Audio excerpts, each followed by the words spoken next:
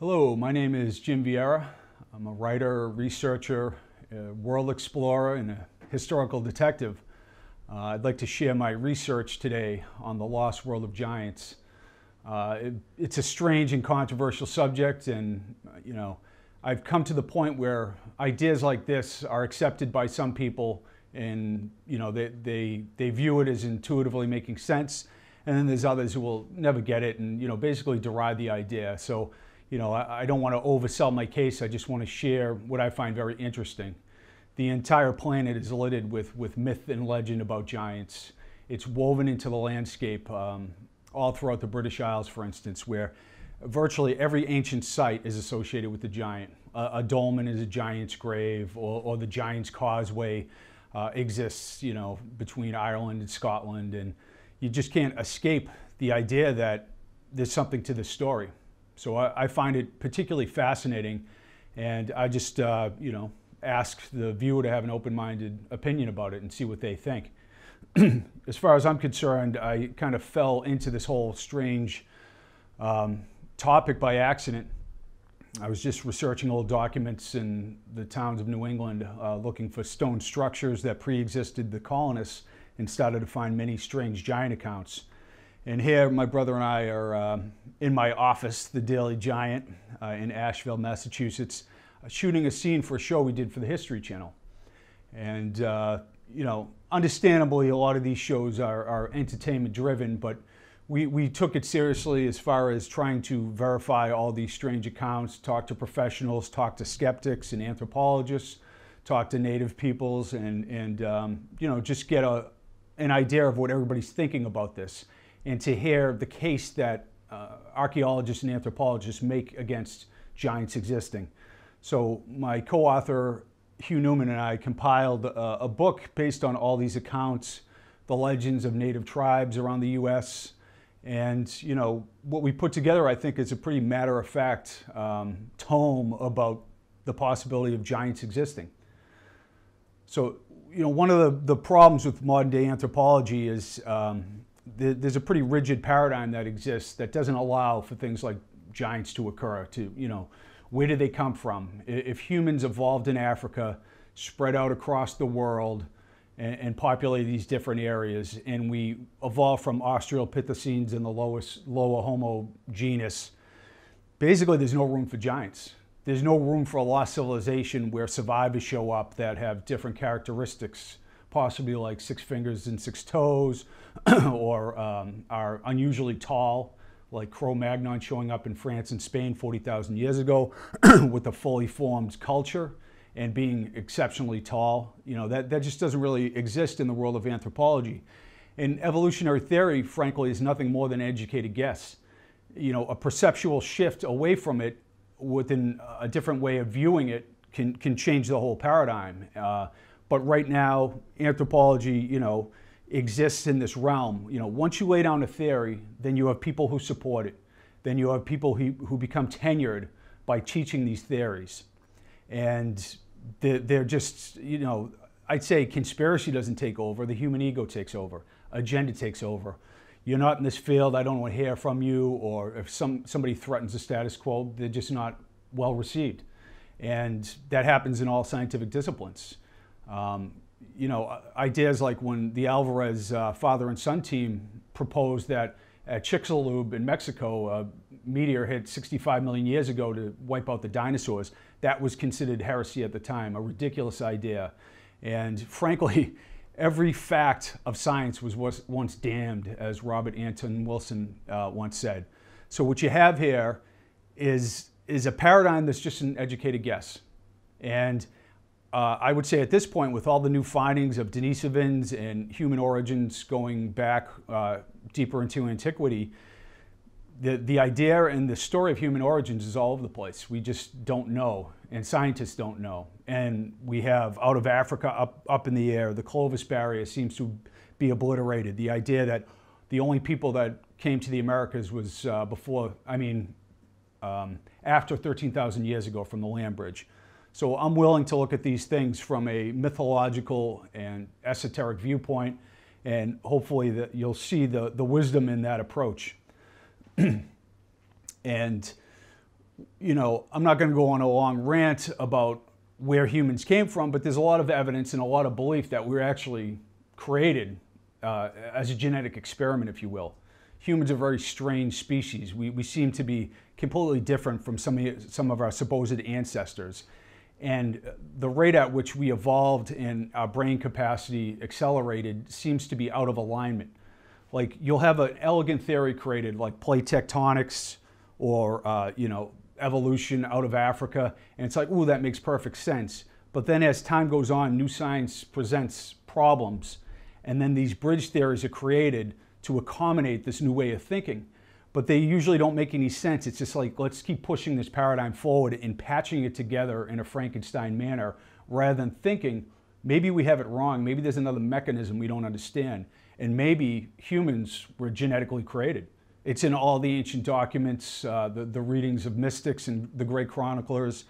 And if you read Ellis Silva's book, who's very level-headed, and he gives a scientific evaluation of the evidence, and he makes a really strong case.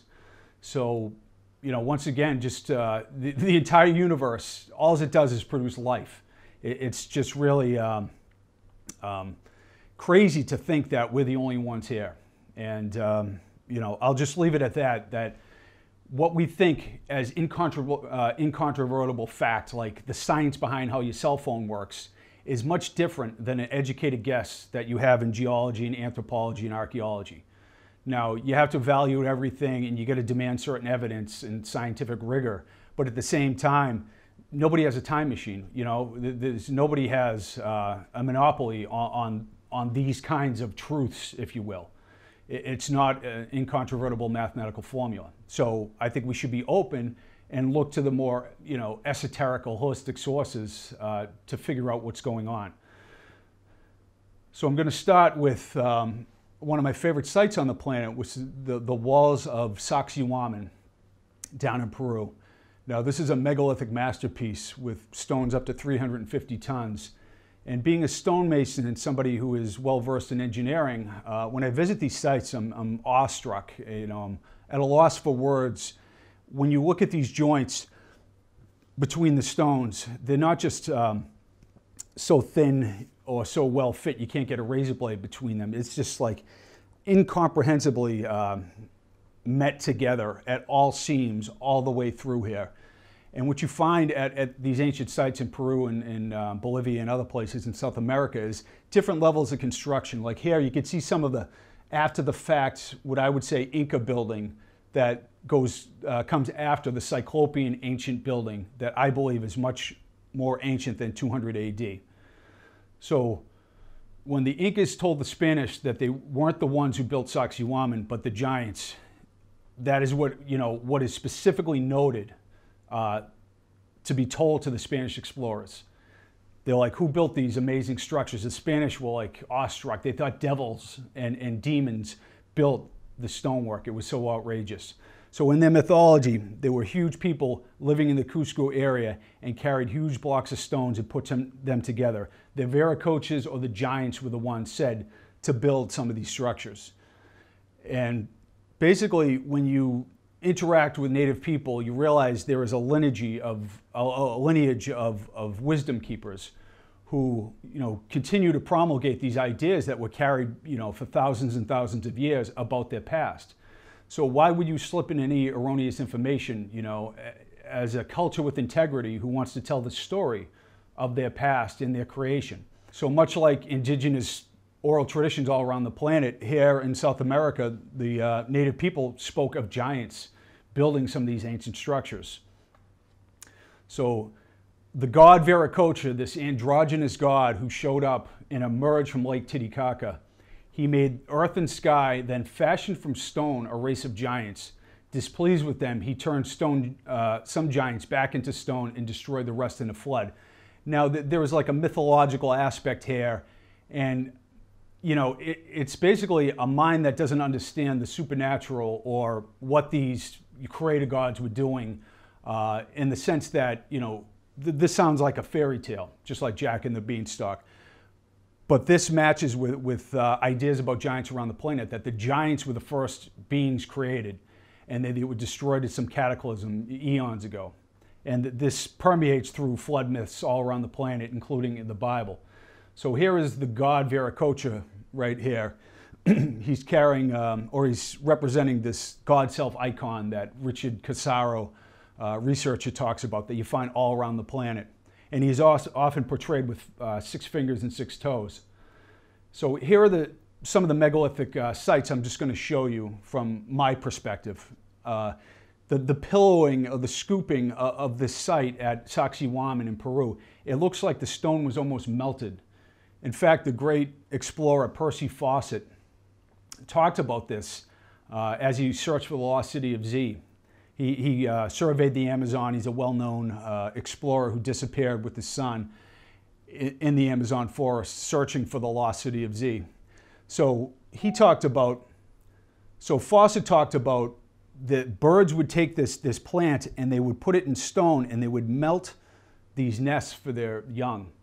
And he thought that these structures were built in a similar way, like the stone was softened somehow. So you'll find evidence of amazing construction, engineering, and frankly, cataclysm all over South America at these ancient sites. One of the most telling is this flipped upside down staircase at the site of Sacsayhuaman. And you'll see right here, it's cut into the stone and flipped upside down. It looks like a cataclysm through this all around. And that's what the ancient people said, that there was a great flood, a great cataclysm brought by the gods to destroy the giants. Now at Ollantaytambo, we have these massive granite columns that are pieced together. This is a particularly interesting site because it has these earthquake shims, if you will, in the middle of them. And look at how meticulous and tight the seams are here. Just astonishing stonework. And I looked at every site and I looked at any clue that some of the lesser construction had been built before some of the megalithic masterpiece, and I could find none of it, whether I went to the top of Machu Picchu or every ancient site. Which I essentially found was that it spoke, the stones basically told me a story that there was a more ancient building technique, a Cyclopean building that occurred in the distant past. And here is the side of the shot of Ollantaytambo, and you see these are not thin stones. They were brought from a quarry over that mountain, a place I know David Hatcher Childress and Brian Forrester visited. I haven't been there yet, but it's really an incredible trek to get these over here. And you find these sites all around, or the stonework all around these sites, I should say, with these odd protrusions that you find in ancient Egypt and other places as well. So these fits don't just, they're not just tight on the surface. If you pull this block back, all the interlocking seams, this flawless and meticulous joining of seams goes all the way back into these interlocking fits, which implies mathematics and engineering and expertise that, frankly, I think like geologists, archaeologists, folklorists, and a team of people should be viewing these sites and trying to assess how they were built and if it was possible. And I would say, with the tools of the time, these sites were not, possibly built by the people that were attributed with the construction. Now, there's a lot of ideas that are basically embedded in racism, like, these gods showed up and did all the stonework, trying to, pull away all these great accomplishments from Native people. That's not what I'm about at all. I think if you look into the story of the past, flood survivors and gods are known to show up everywhere and restart civilization. And it doesn't have anything to do with who could do what. It was more like, where did we come from? So I'm going to show you a few more sites here. I think you'll start to understand what I'm talking about. You have these incredibly multi-angled cuts fit together in the city of Cusco. Here's Brian Forrester and I talking about this pillowing effect on these walls and the different layers of construction. And in fact, in the 50s, archaeologists, they fully took apart this wall. I think an earthquake revealed this. And here's an Inca wall in front of the older Cyclopean building. And here's what it looks like today. And you see after the fact, this kind of lame, maybe Inca, Spanish building that occurred after. So remember that the native people who lived here for thousands of years said this was built by a lost race of giants, which is, whatever you want to make of it, it's pretty wild. Here's the Coricancha, the Temple of the Sun in Cusco, and it's, a fascinating megalithic site. Here's Machu Picchu, up at the top level, just an astonishing amount of expertise portrayed here. So when the first chroniclers arrived with Pizarro, the Inca explained that Tiwanaku had been constructed by a race of giants called the Huaris before the period of darkness and was already in ruins before their own civilization began. And you have many of these ancient statues of bearded beings, and the Sun Gate with Viracocha. Here's Arthur Poznansky with some of these, creator god statues. Who are these people? Were they giants? Were they of a lost continent?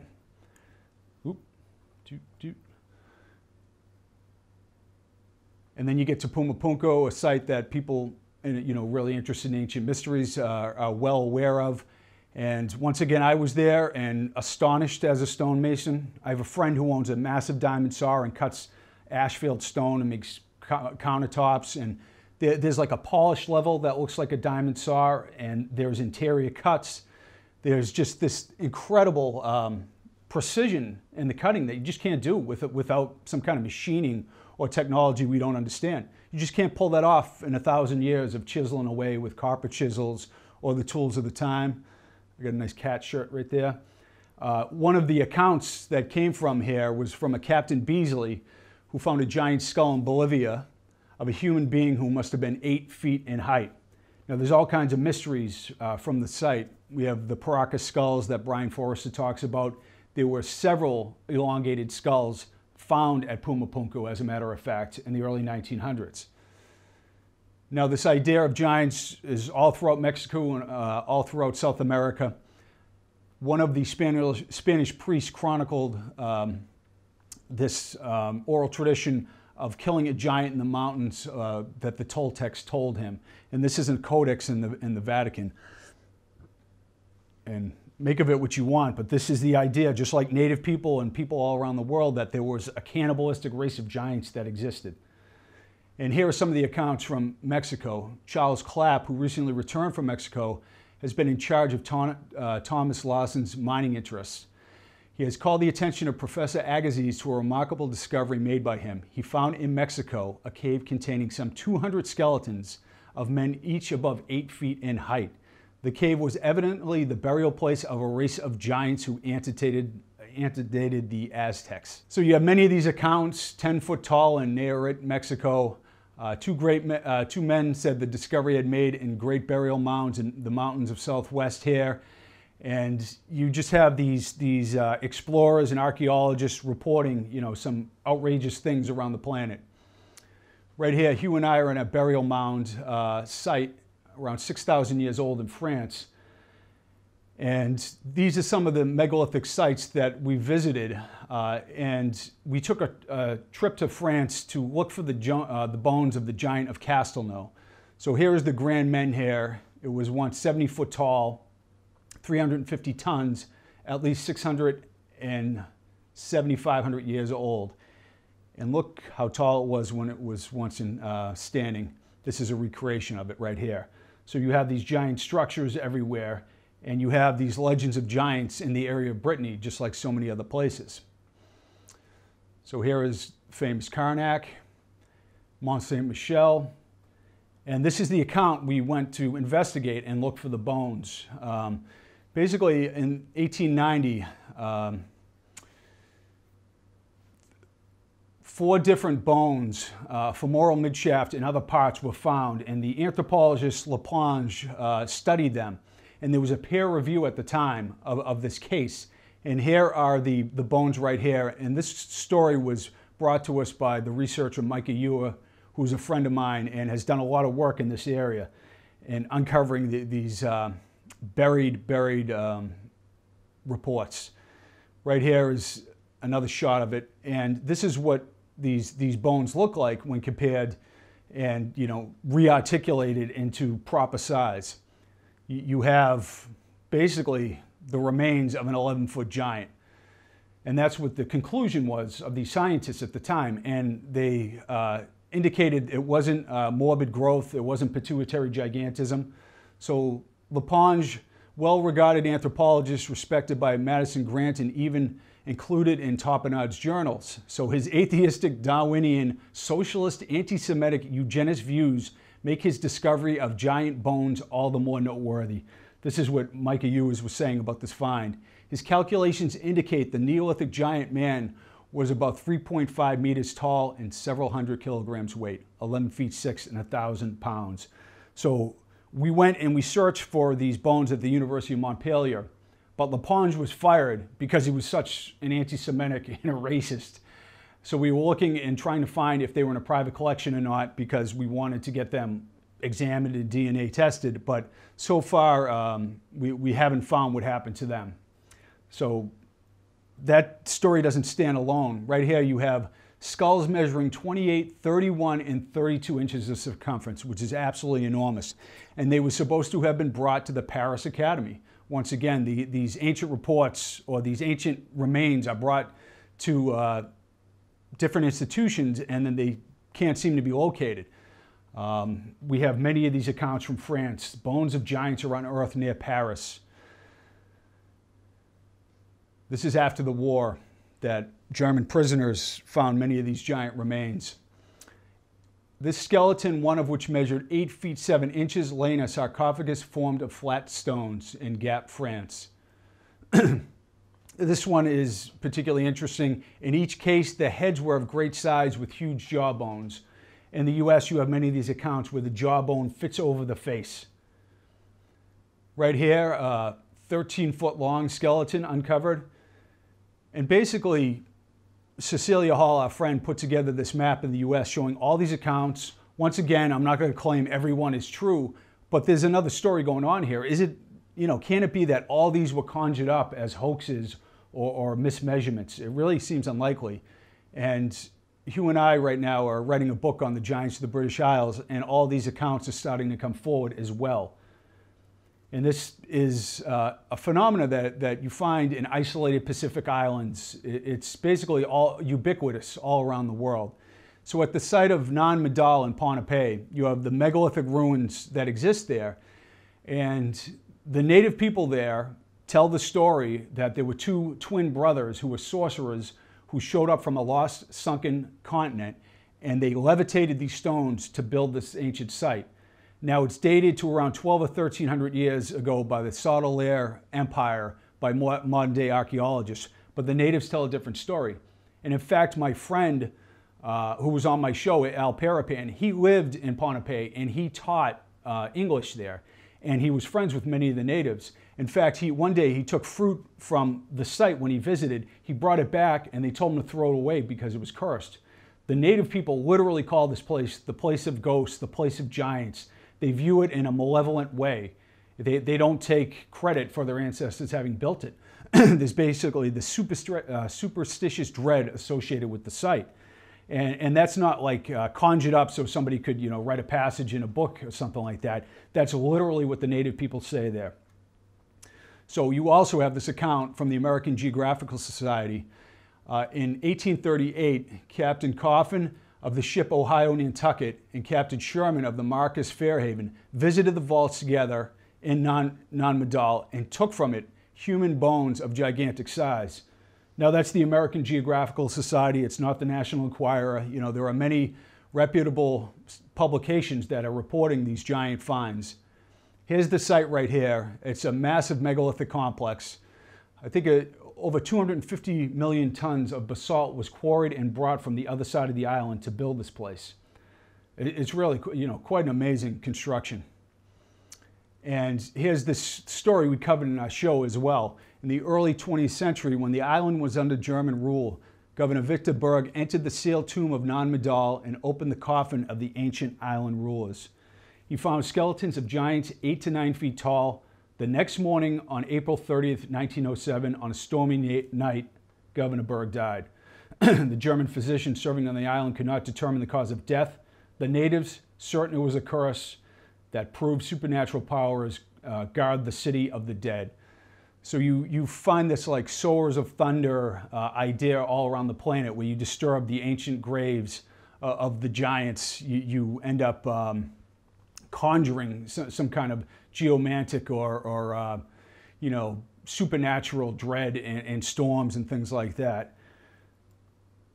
So Hugh and I must think that's funny. Here we are at our office. And I have, like the Zodiac Killer, all these accounts pasted all over the wall. Now, this is another part of the world where giants were reported in Patagonia. And, you know, we had these reports for hundreds of years from Magellan and Sir Francis Drake, and there were reports of 9 and 10 foot tall giant people. You know, I think the reality might be a little in the middle, if you will. Maybe not 9 to 10 foot tall, but certainly, you know, a race of people that seem much taller than your average day people, an anthropological curveball, if you will. So we have Frederick Cook, who wrote about the Ona tribe from 6 to 7.5 feet tall, and they wore animal skins, had horse endurance and bull strength. He photographed a 6'6" Ona woman, a 7-foot male, and others. So in researching the British Isles for these accounts of giants, we found an association at basically every megalithic site you can mention. There's a giant account or a giant legend. And here we have Merlin being assisted by a giant in the creation of Stonehenge, called the Giant's Dance originally. And we have this 9'4" skeleton that was found near Salisbury in the area of Stonehenge. And this account is particularly telling because a lot of the criticism is like, oh, these accounts are hundreds of years old. They're farmers and you know, folklorists and people who don't understand science. But this account was made in 1950. Irishmen were giant. Ancient supermen dug up in burial chambers. Now this is at Four Knocks in Ireland, this site. Irish archaeologists have unearthed traces of a bygone race of supermen in a prehistoric burial chamber dated to 2000 BC. They found human skeletons which tower head and shoulders over modern man. Most are around 7 feet in height, of extraordinary width of shoulder and massive bone construction. And the yellow pages of Irish folklore and mythology, 7-foot giants strode gloriously through a land of milk and honey. So here's the site right now, Four Knocks, and this is what it looks like. And this is hardly the only site that we find giants' remains reported. Right here, I found the skeleton of a man measuring 8 feet. 8 foot 5.5, unearthed with an old sword bearing the following inscription: Donogh O'Keefe, 1231 AD. 10-foot tall giant reported here. The 3 persons had been interred in separate graves, all encased in stones. The skull of the giant measured 18 inches from the crown to the head, of the head to the chin. Once again, the measurement of a stationary object is occurring here. It's just like 18 inches, head to crown, head to chin. Femur bone was 29 inches, circumference was 32 inches, things like that. This is an interesting account. This giant has 6 toes. It was published in an article, I think in 1897 in the Strand magazine. Now, people scoff at this because the Cardiff giant in the United States was found, and it was known to be a hoax that was created. And the whole idea was derided of it being real. But this was laid up against a rail car here for this picture, and they basically showed this giant all around, the UK and Ireland in the late 1890s, and then it disappeared. And it has 6 toes, which is interesting. And I can't really proclaim to know what the story is all about. I just wanted to show it. And here is the entire story of it right now. 12 feet 2 inches. So all around the British Isles, you have dolmens that are considered giants' graves. They're really beautiful works of construction. They're always associated with giants and dropping stones from their aprons, or ancient pathways. And being a stonemason, I'm just a fan of the beauty of all these constructions and how challenging it is to build these things. And speaking of a challenging site, here is Baalbek in Lebanon, and these 3 stones weigh from 800 to 1,000 tons, I believe. For me, this is a real megalithic marvel. The weight, I think, is around 2 million pounds for these stones that were laid up at Baalbek. And there's some speculation that, it's more ancient than Roman times. And, the local people tell a different story. And here's an account from 1432. Baalbek is a good town, well enclosed with walls and tolerably commercial. In the center is a castle built with very large stones. At present, it contains a mosque in which it is said there is a human skull with eyes so enormous that a man may pass his head through their openings. Here's Hugh at the quarry. Shows you how outrageous and immovable these stones are. So Graham Hancock says the following: I believe these huge megaliths long predate the construction of the Temple of Jupiter and are likely to be 12,000 more years old, contemporaneous with the megalithic site of Göbekli Tepe in Turkey. I suggest we are looking at the handiwork of the survivors of a lost civilization, that the Romans built their Temple of Jupiter on a pre-existing megalithic foundation, and that they were unaware of the giant hewn megaliths in the ancient quarry, as these were covered by sediment in Roman times. Now here is the Roman construction at the site. According to the Maronite Patriarch of Lebanon, tradition states that the fortress of Baalbek is the most ancient building in the world. Cain, the son of Adam, built it in the year 133 of the creation during a fit of raving madness. He gave it the name of his son Enoch, and peopled it with giants who were punished for their inequities by the flood. So here in Egypt, once again, we have legends of giants. This was put together by researcher Mohammed Abdo. You see these giants portrayed all through Egypt. And in fact, we have an account in 1881 of Professor Timmerman finding giants in the Temple of Isis. Here is Zahi Hawass looking at what is categorized as a giant with elongated skull. Love to know what he's thinking. And the site of the Assyrian and other sites in Egypt are thought to maybe be more ancient than once believed. I could tell you that the megalithic construction here of granite is exceedingly impressive. And you find these myths and legends that surround these sites as well. So we are told in the year 820 AD, way back in the days of the glory of Baghdad, the great Sultan, the follower of the descendants of the great Al-Rashid of Arabian Nights, the Sultan Al-Rashid Al-Ma'an, decided to open the Great Pyramid. He had been told that it had been built by giants who were called the Shaddai, superhuman beings, and that within the pyramid, in those pyramids, they had stored a great treasure beyond the knowledge of man. This is by Manly P. Hall, the great Freemason author and wisdom keeper. And he relates this account of giants and the supernatural. That's one of the things here. It's, in all these stories, you get supernatural aspects involved that, in modern day, you're like, oh, that's mythological, it doesn't make any sense. But that's what these people talk about. These ancient people tell stories of the supernatural over and over again. In Sardinia, there are amazing megalithic structures, accounts of giants, legends of giants. If you're a fan of Ancient Aliens, they just did an Ancient Sardinian giant episode that Hugh Newman was in, and they used some of our research in the show and a lot of Hugh's footage. It's because it's a really compelling story. We have giants' tombs all around the island, and we have giant skeleton accounts. Like in 1953, Reuters reported that excavations at a nearby Porto Torres have uncovered the skeletons of two giant warriors who died 4,000 years ago. The two skeletons, both intact and surrounded by weapons, furnishings, and vases, were more than 8 feet tall. That's in 1953 by Reuters. Here are some of the tombs and the megalithic sites around the island.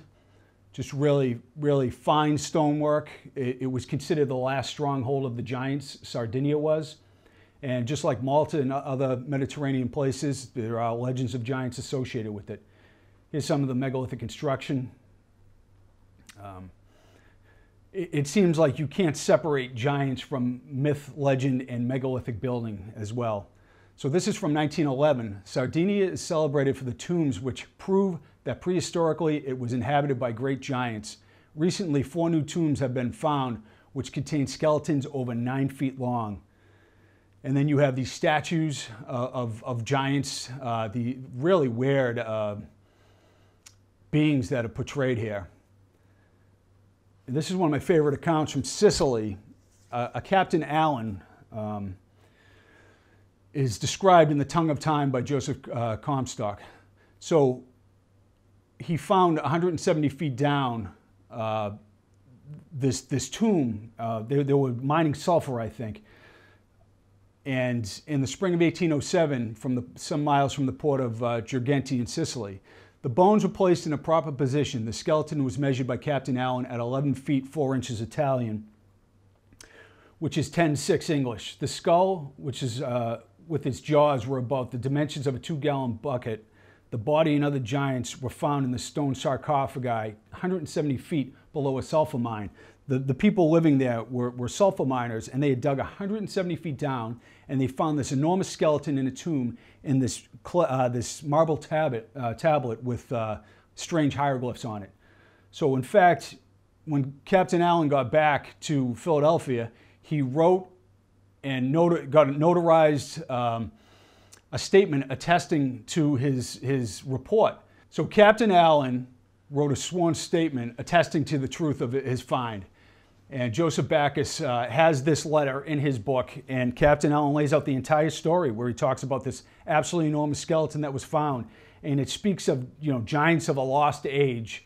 It is worthy of notice that the Cyclops, a race of men of gigantic stature, were referred by the ancients to the very region these bones were found, the western parts of Sicily.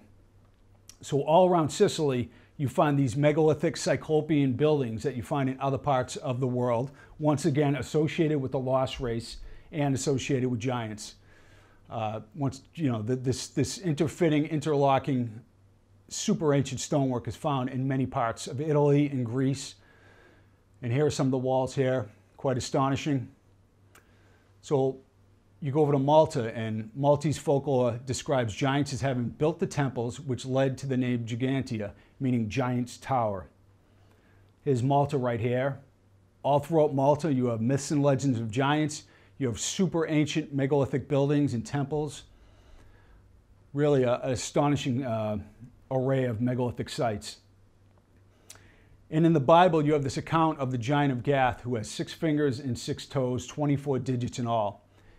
At the Hypogeum in Malta, about 100 years ago, it was reported there was a handprint with 6 fingers on the wall. I contacted the curator of the museum. He said, in fact, yes, we know there was one reported by a noted archaeologist, but we've been unable to find it. So somewhere in this temple, there is a handprint with 6 fingers. So congenital formations, a historical perspective from the Medical Journal of Malta. Polydactyl, 6 fingers and 6 toes, is also evident in a handprint described from the Hypogeum, as well as Hagar Kim. You have polydactyl and a statuette from that site as well. So the large women, the Neolithic goddesses are the statues that they're talking about. And the one from the temple had polydactylism represented, which you find all around the world, this idea of 6 fingers and 6 toes associated with giants. So here we have the Canary Islands, another place with myths and legends of giants. It's a really beautiful area. In this account, you have a gigantic race of men being reported, and one of these stated to have been found as quoted in Pritchard 1855, which measured 15 feet in length. The skull contained 80 teeth, which is quite an extraordinary find. So Professor Chris Coombs in The Giants of Wales writes this account as well. In the time of Hadrian the Emperor, there was raised from the earth a giant called Ida. This is around 200 AD, who was 20 feet in length and who had double sets of teeth, or 2 rows of teeth standing completely preserved in his head or gums.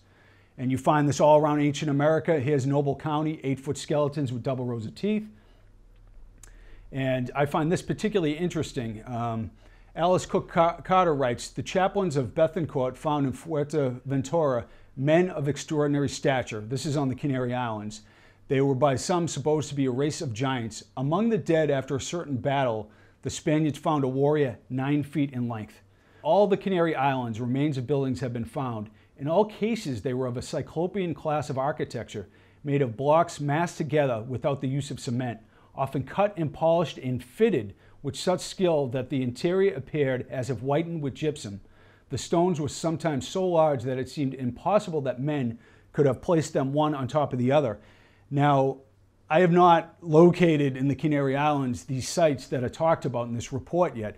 We do know there are pyramids in the Canary Islands that Thor Heyerdahl investigated. There were different thoughts about when these were built, but it seems like there's a megalithic mystery tied to this idea of giants in the Canaries. So 6 fingers and 6 toes is something that is found in isolated Pacific islands, as well as the American Southwest and other places. And here is the island of Kiribati. So in 1949, I.G. Turbat, the anthropologist, wrote a book about the footprints there. So this is what he said. The short account is a factual report without any personal comments or interpretations of the position of 2 series of footprints appearing on Tarawa Atoll in the Gilbert Islands, as shown to me and explained by some of the old men of Tarawa, the location of the present capital of the Gilbert and Ellice Islands colony. Here is one of the giant footprints. It's a kind of washed out picture with 6 toes. Here there was one of the elders standing in it as well. And the elders of the island said that giants lived there and giants existed in the past before a great flood. In Easter Island, you have the same thing. You have 6 fingers, 6 toes found. In Fiji, you find handprints with 6 fingers. In Australia, you have the guardian spirits with 6 fingers and 6 toes, these giant beings who are basically portrayed with this polydactylism that is reported in the Bible in the specific account associated with giants. You find it all around the Americas. In fact, you find it all around the globe in ancient statues or these ancestor worship idols. Some of the oldest statues on the planet show 6 fingers or 6 toes. And it's pointing to this idea of this parent race or this lost race. And, you know, to me, as somebody who just tries to piece all the parts together, it seems beyond coincidence that you have so much of the same strange and specific notations by people and civilizations that had no contact with each other. So, you know, like I said, I really think there's a story here, and, you know, it rings true to me. Intuitively, it makes sense, and I'll leave it up to the viewer to decide. But, you know, as science progresses and hopefully becomes more open-minded and more sites are unearthed, maybe we will get more and more evidence that supports a more mythological past. So I appreciate you listening, and thank you.